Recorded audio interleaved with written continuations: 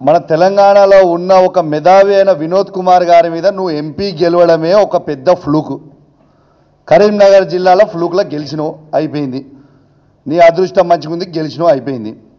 నేను ఒక్కటే అడుగుతున్నా, బండి సంజయ్ గారు ఇంతకుముందు మా శ్రవణ్ కుమార్ గారు అన్నారు ఒక్కసారి అవకాశం ఇవ్వండి అని నువ్వు అడుగుతున్నావు అని.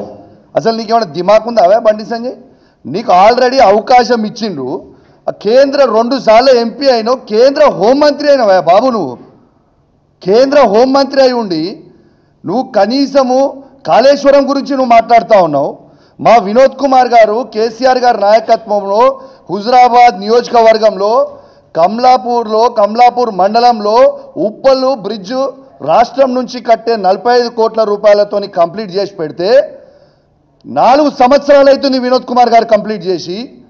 నువ్వు ఎంపీ అయి దాదాపు ఒక టర్మ్ అయిపోయింది, సెకండ్ టర్మ్ అయి ఆల్మోస్ట్ 2 సంవత్సరాలకు వస్తుంది.